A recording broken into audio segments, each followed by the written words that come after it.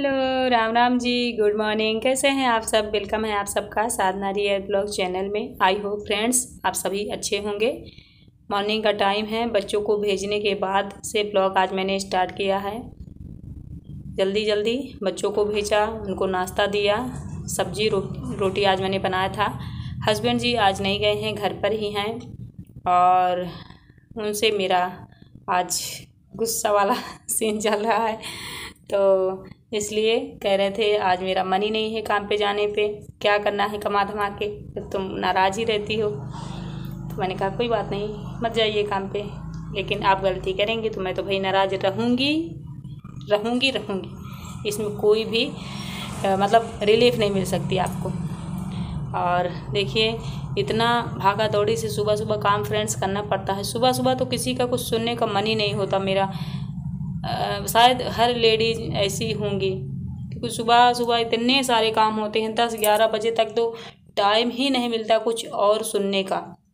तो यहाँ पे देखिए इनका पैर थोड़ा सा दिख रहा होगा आप लोगों को, वो देखिए बिस्तर भी इन्होंने नहीं बनाया है, वैसे ही लेटे हैं जैसे सुबह से लेटे थे। बच्चे भी चले गए, ये नहीं उठे हैं। और ये सारी चीज़ें देख के ना मुझे गुस्सा और बढ़ जाती है, घटती नहीं है कभी भी। इन्हीं सारी चीज़ों की वजह से तो मैं गुस्सा होती हूँ। और अगर आप चाहते हैं, कोई भी जेंट्स अगर चाहे कि उसकी पत्नी उससे नाराज़ ना हो, तो वो सारी चीज़ें वो बंद कर दे जो उसे नहीं पसंद है, तो अपने आप ही बीवी खुश हो जाएगी, चाहे जिसकी हो।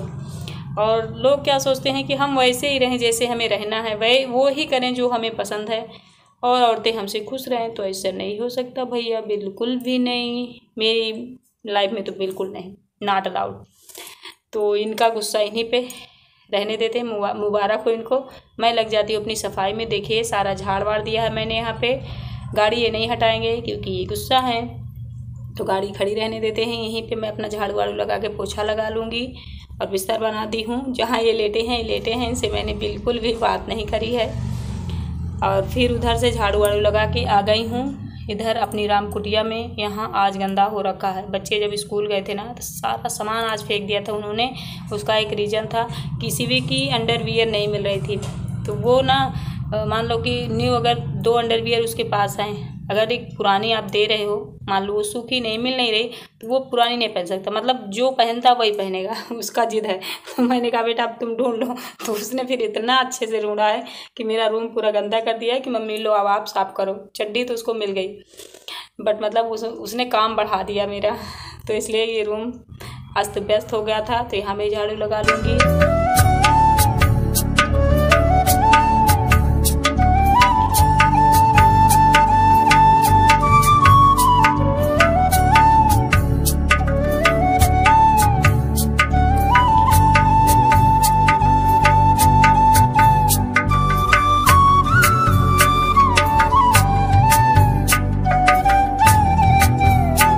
देखिए अंदर अच्छे से पूरा घर में झाड़ू लग गया है। उसके बाद फिर यहाँ बाहर लगा लूँगी। मैं सोचा करती हूँ इतना छोटा सा मेरा घर है तो इसे साफ़ करने में मुझे इतना टाइम लगता है। जिनका बड़ा बड़ा घर होगा वो लोग कैसे साफ़ करते होंगे। एक लेडी हैं जो मेरे हैं, मतलब बातचीत होती रहती है, जहाँ मैं रहती वहीं की हैं, नाम नहीं लूँगी उनका। तो उन्होंने मेरे घर को यूँ ही कहा, मैंने उनसे बात करी कि अच्छा साफ़ सफाई भी करनी होती, काम बहुत पड़ जाता है घर में हमारे, मेरे खुद के घर का। मैंने कहा, तो उन्होंने कहा तुम्हारा घर ही कितना बड़ा है। तो मुझे इतना अजीब लगा फ्रेंड्स। ये बात मैं आप लोगों तक इसलिए कह रही हूँ, शायद बहुत सारी महिलाएं ऐसी होंगी जो बोल देती होंगी किसका घर कितना बड़ा है क्या है। ऐसे किसी को बोला ही नहीं जाता। जिसका घर छोटा उसे तो बिल्कुल नहीं कहा जाता, कितना भी छोटा है। अभी इस बात पे मैं, मुझसे अगर कोई कहता कि मुझे घर साफ़ करना है, तो मैं उसे जानते हो क्या जवाब देती, हाँ घर छोटा हो या बड़ा हो बड़ी मेहनत लगती है, बहुत साफ़ करना पड़ता है। ये तरीके होते हमें जवाब देने का, क्योंकि एक एक शब्द हमारे ना यूनिवर्स में घूमते हैं, भगवान सुनते हैं, फिर वो उसका जवाब वो हमेशा देते हैं। तो बोलते वक्त हमेशा ध्यान देना चाहिए अपनी बातों का, कि कुछ हंसी मजाक तक की बात अलग है, सीरियस बात बोलने से पहले 10 बार सोचिए। क्योंकि जिसको आप बोल रहे हैं ना वो शायद ध्यान न दे, लेकिन ऊपर वाला ध्यान देता है, वो आपको जवाब देगा। इंसान दे या ना दे कोई खास फर्क नहीं पड़ता। इधर फिर देखिए वहाँ से मैंने पोछा लगा लिया। ये बात मैंने पब्लिक प्लेस पे क्यों कही है, क्योंकि बहुत सारे लोग ऐसे हैं, शायद मेरी बातों सुने समझ में आए, मैंने किसी को समझाने का ठेका नहीं लिख रखा है, लेकिन मैं चाहती हूँ कि मेरी वीडियोज़ में कुछ हेल्पफुल बातें जाएं जिससे पब्लिक को अच्छा संदेश मिल सके। और ये सारी चीज़ें मैं कहाँ से सीखती हूँ, मैंने भी देखो कभी शायद मैंने भी ऐसा बोला हो किसी को, तब मुझे समझ में आया। मतलब मेरा कहने का मतलब है गलती आपसे एक बार हो, एक बार आपने किसी को बोल दिया तो बोल दिया, दोबारा रिपीट ना होने पाए तब आप समझदार है। अगर वही गलती आप करते जा रहे हैं, उम्र आपकी 50 की होने वाली है, गलतियां आपकी 20-22 साल वाली हैं, तो फिर आप मूर्ख हैं, चाहे लेडी हो या जेंट्स। समय के साथ, एज के साथ अपने आप में बदलाव लाते रहिए, तभी आप एक समझदार पर्सन हो सकते हैं। मैं भी इतनी परफेक्ट हूँ कि नहीं बट नहीं जानती, लेकिन हाँ, हमेशा अपने आप को मैं अच्छा बनाने की कोशिश किया करती हूँ, जिससे पहले जैसी थी उससे अच्छी होती जाऊँ, उससे ज़्यादा समझदार होती जाऊँ। क्यों? क्योंकि एज बढ़ रही ना, तो बुद्धि भी तो बढ़नी चाहिए। आई होप फ्रेंड्स आप सब मेरी बातों को समझ पा रहे होंगे। देखिए पूरा घर मैंने चमका दिया है, अंदर से क्लीन कर दिया है, यहाँ भी आंगन भी धुल चुकी हूँ। फिर उसके बाद जो अभी नाश्ता पानी बच्चों ने किया था, मैंने चाय वाय बनाया था, वो सारे बर्तन इकट्ठा हो गए हैं, इतने सारे कपड़े हो गए हैं, तो इनको धुलूँगी, बर्तन धुलूँगी। और हस्बैंड जी वैसे ही अपने बिस्तर में भी लेटे हुए हैं, उनसे मैं बिल्कुल भी नहीं उलझी हूँ। अगर उलझ जाऊँगी तो 1 घंटे लग जाएंगे, क्योंकि मैं किसी को अगर समझाने लगी तो फिर समझाने लगती हूँ, तो मैंने ना समझाना ही छोड़ दिया है।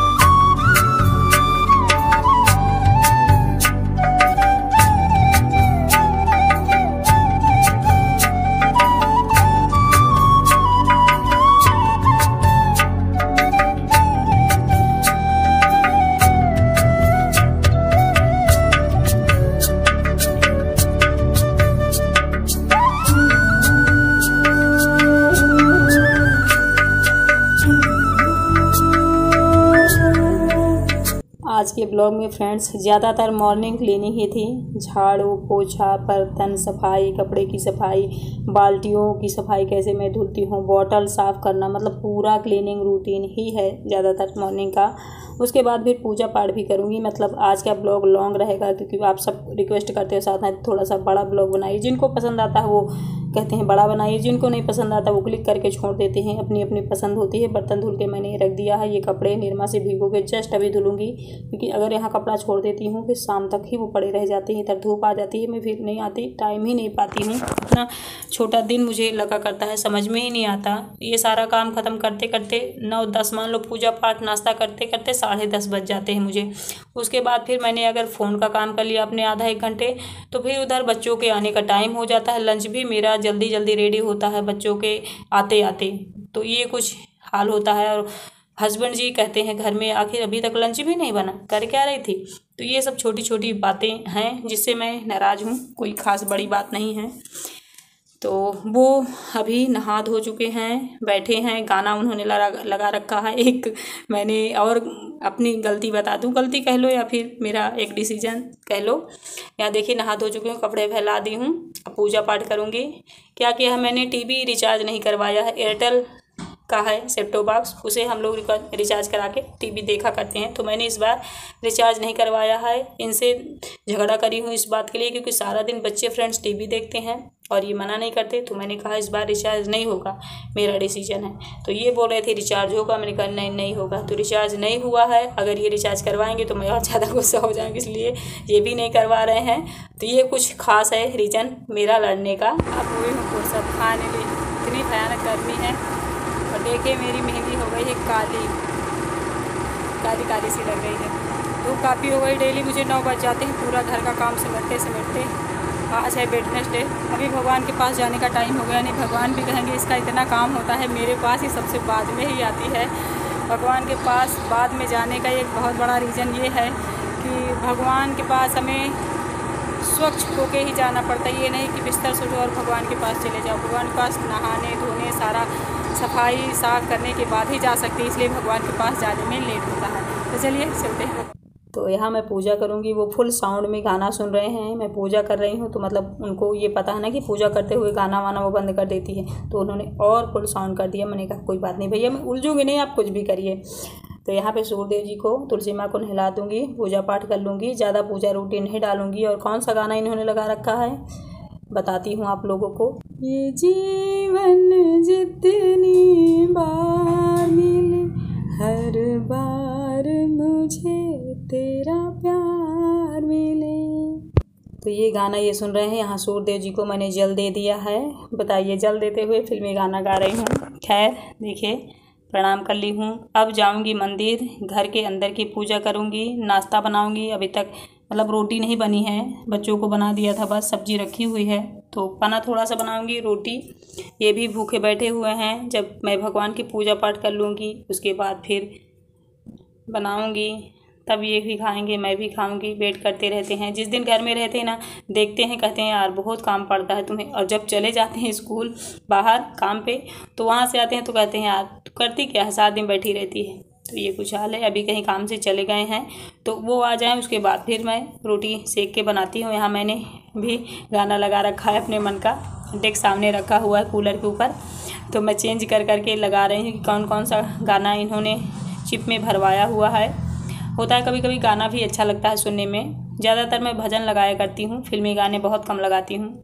वो आ जाएं उसके बाद फिर रोटियाँ सेकूँ। आज साथ में ही खाऊंगी, मतलब एक तरफ उनको दे दूँगी, एक तरफ मैं खाऊंगी। क्योंकि आज भूखी नहीं है सुबह से। मेरी भी थोड़ी सी तबीयत डाउन है, मुझे लगता है बिल्कुल भी भूख नहीं लगती है। तो यहाँ देखिए, सब्जी ऑलरेडी बन गई थी पहले ही, तो उसे मैंने कटोरी में रखा हुआ है। यहाँ पे रोटी सेकूँगी। देखिए किचन में मेरे थोड़ा अंधेरा अंधेरा सा रहता है, एक बल्ब जल रहा है लेकिन रोशनी ज़्यादा नहीं रहती, इसलिए मैं यहाँ बहुत कम शूट किया करती हूँ। शूट भी करती हूँ तो जब खाना बनाती हूँ तो कढ़ाई ही सिर्फ दिखती है, मैं यहाँ ज़्यादा दिखती ही नहीं हूँ। ये देखिए, तो जल्दी से पराठे बना लूँगी। वो कह रहे हैं मैं रोटी नहीं खाऊँगा, अपने लिए रोटी बना दो, मेरे लिए पराठे बना दो। सूखी सब्जी है, सूखी सब्जी में ना फ्रेंड ज़्यादातर पूड़ी पराठे ही अच्छे लगते हैं, रस्से वाली सब्जी में रोटी अच्छी लगती है। तो वो आ गए हैं, उधर बैठे हुए हैं। ये देखिए, मैं बना के थाली रेडी कर दी हूँ। थोड़ा थोड़ा हम लोगों ने पना ले लिया है, एक एक अचार। और पराठे में थोड़ा गुस्से में बना रही थी कि जब रोटी बनाई हूँ तो पराठे मांग रहे हो। तो उन्होंने कहा ठीक है, पराठे वापस ले जाओ, रोटी दो। तो रोटी ही मैं उनको निकाल के दे दी हूँ, अपने लिए भी रोटी। वो वहाँ खा रहे हैं बाजा सुनते हुए, गाना सुनते हुए, मैं यहाँ पे खा रही हूँ। तो यही मेरा ब्लॉग था आज का। आई होप आप सबको अच्छा लगा होगा। अगर अच्छा लगा है तो बताइएगा। ठीक है, खा लेती हूँ, फिर मिलती हूँ, देखती हूँ अगर और कुछ शूट कर पाऊँगी तो शाम तक। यहाँ देखिए फ्रेंड्स, शाम के टाइम में चाय वाय पी चुकी हूँ, घर का सारा काम हो गया है। दोपहर में मैंने कुछ भी शूट नहीं करा। जब मैं मॉर्निंग में नाश्ता कर रही थी उसके बाद से बस फिर फ़ोन मैंने चार्ज में लगा दिया था, काम में लग गई थी। इतनी भयानक गर्मी थी, लाइट भी गड़बड़ थी आज, तो इसीलिए मैंने न फ़ोन उठाया न शूट करा, लगी हुई थी कामों में। अभी जब सारा काम ख़त्म हो गया है, मैं यहाँ कुर्सी लगा के बैठी हूँ आराम से। तो मैं सोच रही थी कर दूँ अपने ब्लॉग का एंड, क्योंकि सुबह तक का ब्लॉग था, अब शाम को एंड हो रहा है। तो आज कुछ रेसिपी, खाना पीना कुछ भी नहीं था ब्लॉग में। क्लीनिंग थी, साफ़ सफाई थी, बस यही था। आई होप आप सबको अच्छा लगा होगा। अगर अच्छा लगा है तो चैनल को ज़रूर सब्सक्राइब कर लेना, लाइक कमेंट करके मुझे ज़रूर बताना। फ़िलहाल मैं मिलती हूँ कोई अच्छे से नई वीडियो के साथ। Bye, thank you.